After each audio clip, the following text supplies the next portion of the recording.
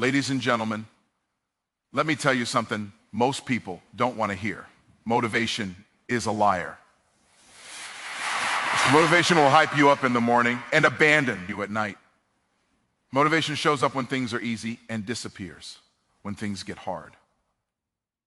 But discipline never asks how you feel. Discipline asks one question only: what needs to be done? See, motivation is an emotion, and emotions change with the weather, the mood, the moment.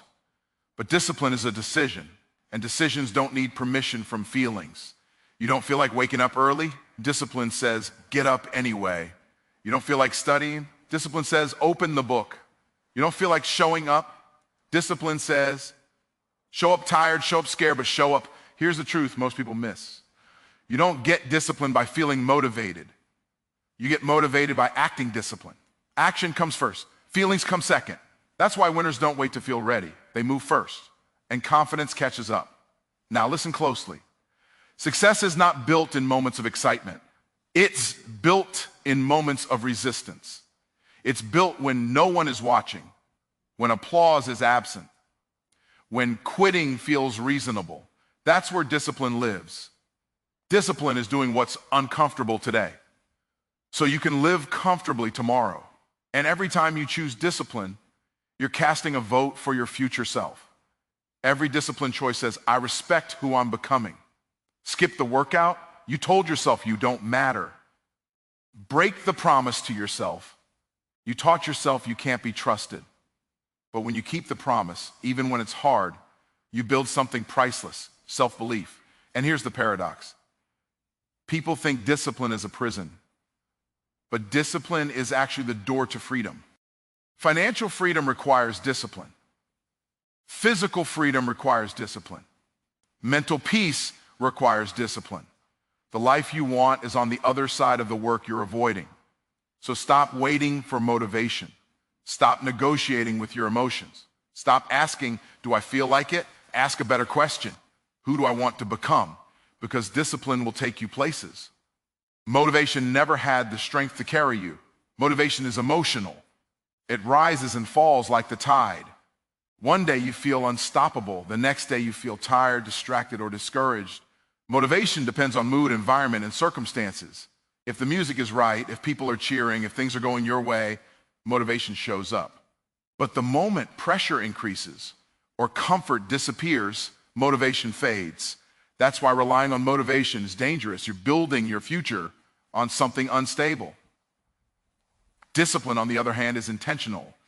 It doesn't ask how you feel. It doesn't care about your mood or your excuses. Discipline is a conscious decision you make in advance. It's the agreement you make with yourself that says, no matter what happens, I'm showing up. Discipline is not driven by emotion. It is driven by identity. It comes from knowing who you are and what you're committed to, even when it's inconvenient. Motivation says, I'll do it when I feel like it. Discipline says, I'll do it because it needs to be done. Motivation waits for the right moment. Discipline creates the moment. Motivation reacts to circumstances. Discipline commands behavior, and that's why discipline outperforms motivation every single time. When emotions fail, and they will, discipline carries the weight. It's the quiet force that builds consistency, and consistency is what produces results. When you choose discipline, you stop being a victim of how you feel and start becoming the architect of who you are. You move from hoping to win to deciding to win. That shift away from emotion and toward intention is where real transformation begins. Most people believe they need to feel ready before they act. They think confidence comes first, motivation comes first, courage comes first, and then action follows. But real life doesn't work that way. Feelings don't lead actions. Actions lead feelings. Waiting to feel ready is the fastest way to stay stuck, because readiness is not a feeling you wake up with. It's a result you earn through movement. When you take action, something powerful happens. Your brain starts to adjust. Your emotions begin to align. Confidence shows up after you move, not before. You don't feel confident and then speak. You speak and confidence catches up. You don't feel discipline and then work. You work and discipline is built. Action sends a signal to your mind that says, we are serious. And your feelings fall into line behind that decision. Think about fear. Fear doesn't disappear because you wait. It disappears because you confront it. The first step is uncomfortable. The second step is awkward. But by the third step, fear begins to lose its grip. Why? Because your actions are teaching your emotions a new story. You're proving to yourself that you can move even when you don't feel like it, and that proof creates belief. Feelings are reactive.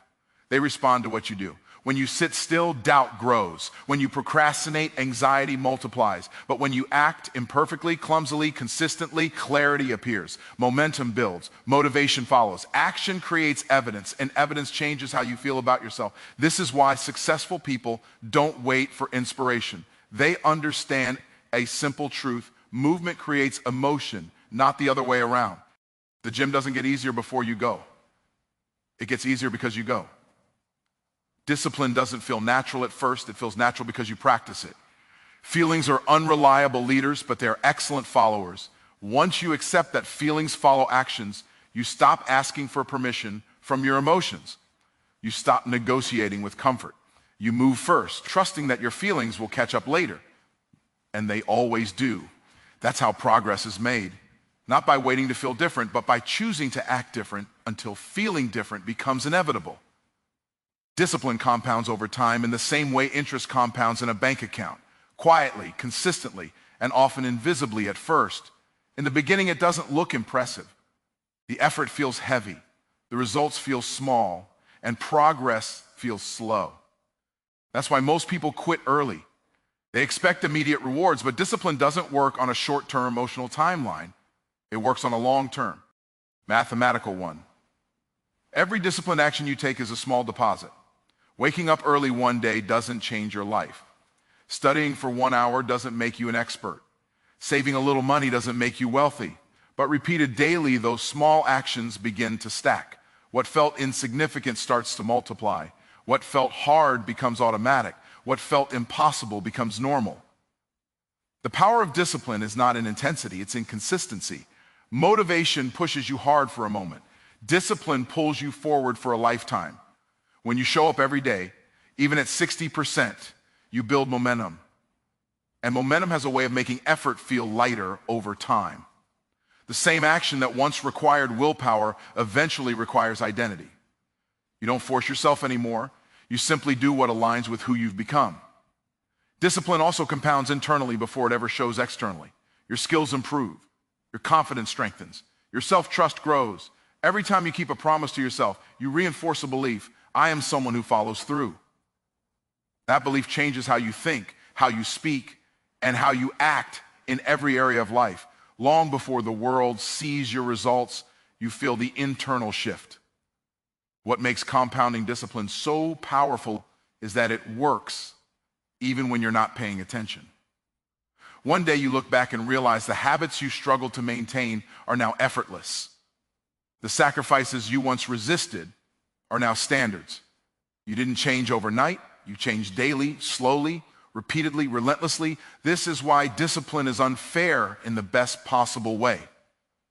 People who practice it gain an advantage that grows larger with time. While others rely on bursts of motivation, disciplined individuals rely on systems. And systems don't burn out, they build. Day by day, discipline turns ordinary effort into extraordinary outcomes proven. That time rewards those who stay consistent long enough to let the compound effect do its work. Your future is not built when things are easy. It is not built when you feel confident, energized, and supported. Those moments are comfortable, but comfort rarely produces growth.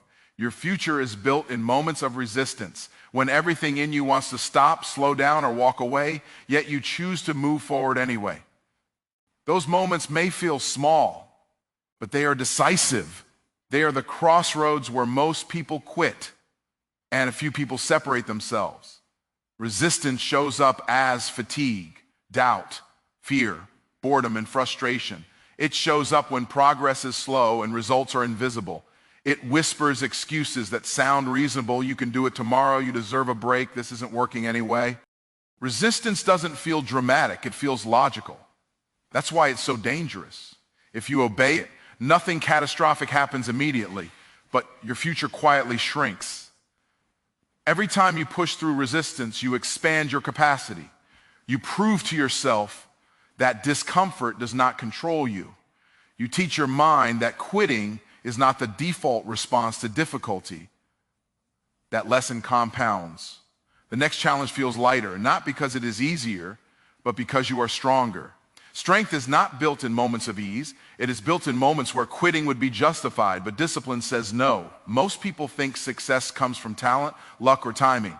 In reality, it comes from repeatedly winning the internal battles no one sees. It's answering the alarm when your body begs for sleep. It's staying focused when distractions are everywhere. It's continuing when praise disappears.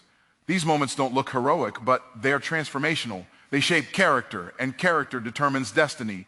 Resistance is the price of growth. If you avoid it, you avoid the version of yourself you're capable of becoming. If you embrace it, you step into a future that most people never reach. The pain of resistance is temporary, but the reward for pushing through it is permanent.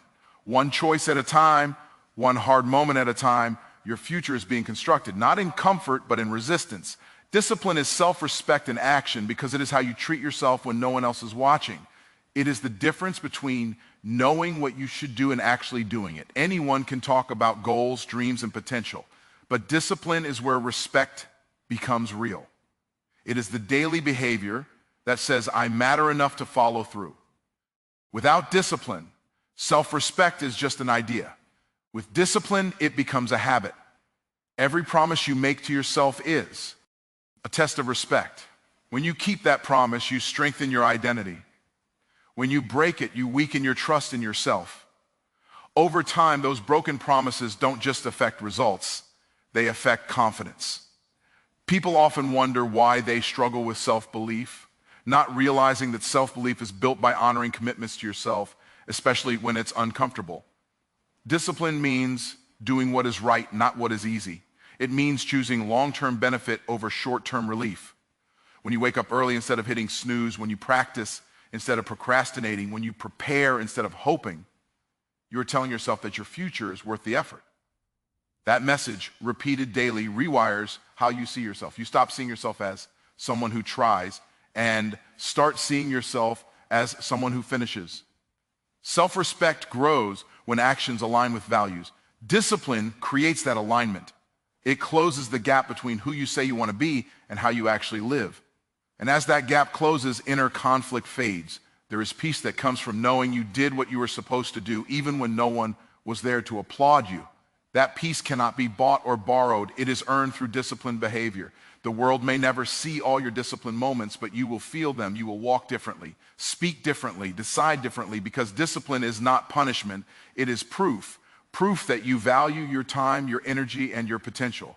And when self-respect becomes your standard, excellence stops being an effort and starts being your identity.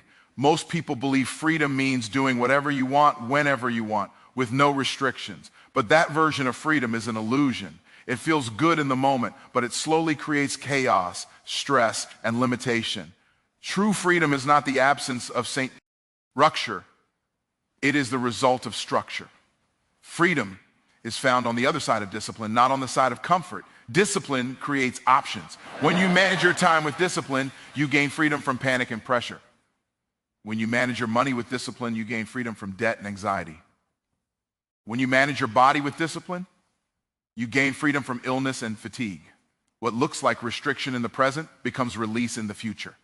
The sacrifices you make today are what remove constraints tomorrow. Undisciplined living always leads to captivity. Late nights steal energy. Poor habits steal health. Avoided responsibilities steal peace of mind. At first, these choices feel free because there is no immediate cost. But over time, the bill always comes due. Lack of discipline narrows your life until your options disappear and your choices become reactions instead of decisions. Discipline reverses that process. It gives you control over your days, and control over your days gives you control over your life. When discipline becomes a habit, stress decreases and clarity increases. You are no longer chasing emergencies. You are designing outcomes. You move from surviving to directing. The irony is that disciplined people appear restricted from the outside, but they are the freest on the inside. They sleep peacefully because they handled what needed to be handled. They move confidently because their life is in order. Their freedom is not loud or reckless. It is stable and secure. Freedom is not found in avoiding responsibility. It is found in mastering it. Discipline is the bridge between where you are and the life you want to live.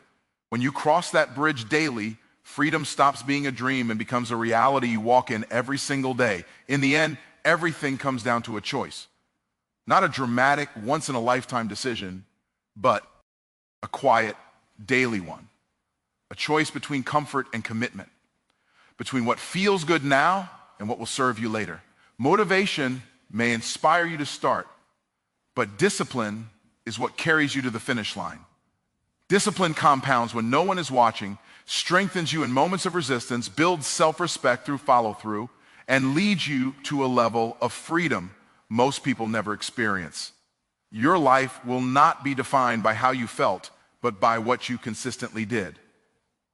Every disciplined action is shaping your future, reinforcing your identity, and expanding what's possible for you.